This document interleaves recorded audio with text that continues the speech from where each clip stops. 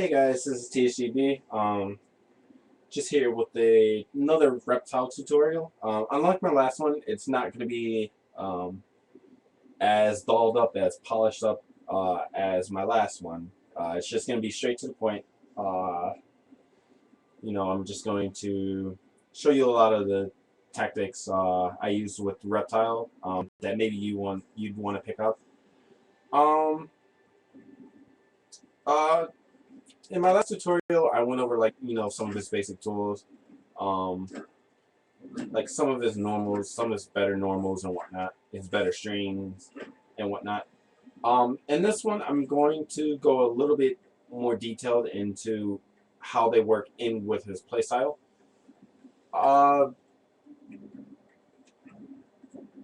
So Reptile's playstyle in general, at least from my standpoint, from how I play him, is he's very zoning based. Um, most players like to play more close and do crazy pressure traps with force balls to get in and whatnot. I find it effective, but the problem is Reptile's normals can be slow, and his frame advantage on blocked stuff is not exactly the best. So he pretty much kind of struggles in that sort of aspect. He isn't going to be able to keep pressure going outside of stopping strings and whatnot and threatening with throws and the like. So up close he's pretty okay. He can it's okay. It won't pass as the best offensive game ever, but it helps to be able to play offensive a little bit because you'll need to in some instances. But generally, how I play Reptile is pretty much this particular range. That's where Reptile is kind of at its sweetest. Um, at this range, he's pretty much safe. He can force ball and he's not going to absolutely die for having it jumped over. Also, from this particular range, you can force ball and dash in and it whiffs. So, pretty much the edge of Reptile's elbow is exactly where you want to be. It allows you to get in and, do a little bit of annoyance with the character. Just do a little bit of down four into acid hands. That's a really, really good thing you should be using a lot with Reptile. So pretty much, kind of the max range of it is really, really, really good and something you probably wouldn't want to know. Um,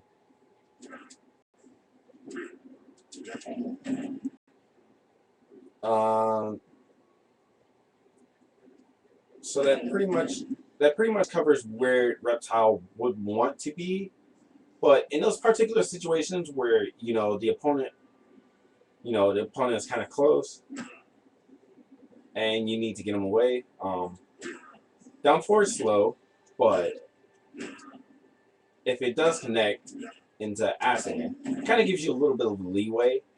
And if they're in that particular spot where down four just doesn't work, you always have 4-2. 4-2 in that acid hand works just as well, and it actually combos and pushes them back. I'll show you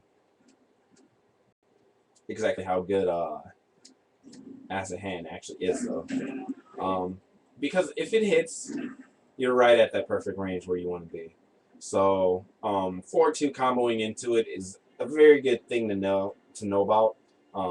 It'll really help when you're in that range where down four just doesn't work. You risk being jumped in on, and you don't want that to happen.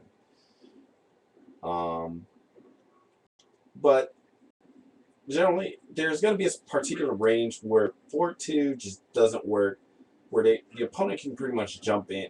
Pretty much at one jump range is where Reptile is really vulnerable. He doesn't really have great of anti-air. All of his standing normals can be used for anti-air. But the problem is that they're pretty slow, and you kind of have to do them a little bit early. He does have his generic lows, but jump kicks kind of stop that pretty hard, and you just have to be really, really, really, really, really careful with it. You don't want to do it um, on reaction if you can just you know try to keep yourself out of that particular situation. Um, but if you do find yourself in that particular situation, you have your normal. Um, and from this particular range, a very good tool to use is your EX Force Balls. Now the slow one moves pretty slow, and if you charge it up enough, gives you enough. It gives you a big enough of a shield to hide behind, or you back up. And another good thing about EX Force Balls is they have a very huge pushback on block. So, you want to, always have these in mind. And it's very good to know that you have that tool, because it turns Reptile into a very meter dependent character, sort of.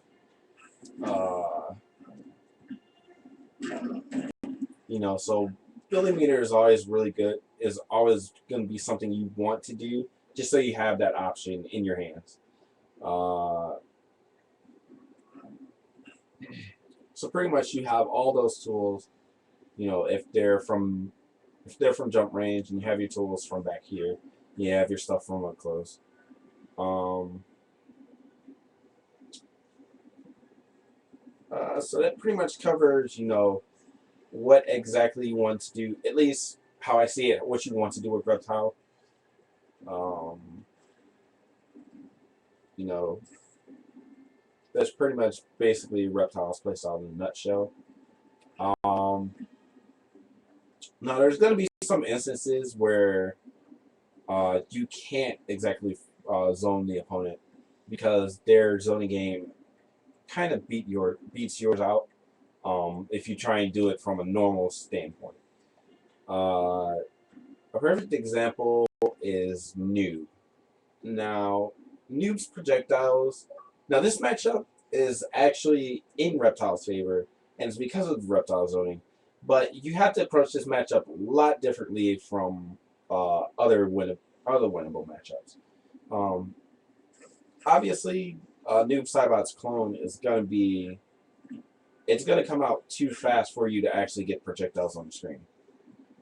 But his recovery is very slow from his shadows, so it gives you just enough leeway to block and then get a projectile, get something on screen. If you can get something on screen, especially a fast force ball, uh, it forces him to kind of play cautious with just throwing out projectiles. Obviously you have dash to punish it, but there's going to be some instances where you can't, like specifically here, which is the range you kind of want to be at with Reptile in this matchup as well. But the recovery is going to be the downside in that particular matchup. You just want to take advantage of it. Every time you block a shadow, get a projectile on screen, especially a force ball, because force ball not only makes forces him to be cautious, it puts him in a duckable it lowers his hitbox enough so that his teleport does not catch you, even if he tries it on reaction. Uh, so it's a good tool, and it kind of gets Noob into up close, but it doesn't put him at an advantage most of the time. So Force Ball kind of shuts down his game. It does it in a different manner than normally, but it's still something. It still works. It still puts a matchup in his favor. There's going to be his disadvantage matchups where Force Wall doesn't exactly, where he can't exactly zone. You know, his projectiles just come out too slow, they travel too slow, or the opponent just is that fast. That's generally with like Cabal, Kung Lao, Melina, Scarlet, and Liu Kang. Those are generally the characters that are gonna you won't be able to really zone on. You know, you can try, but it's gonna be really hard. Um, but you know, that's general. That's general reptile strategy play. Um, that's generally how you want to play this character, at least in my opinion. That's basically all I have for this tutorial.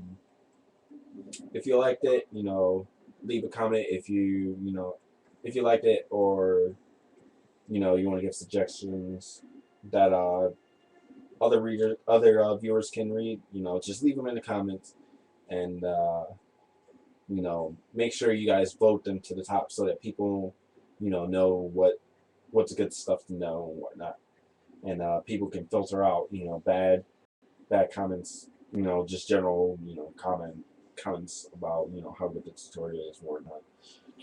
But that's all I got for you. I will see you guys later in a random video.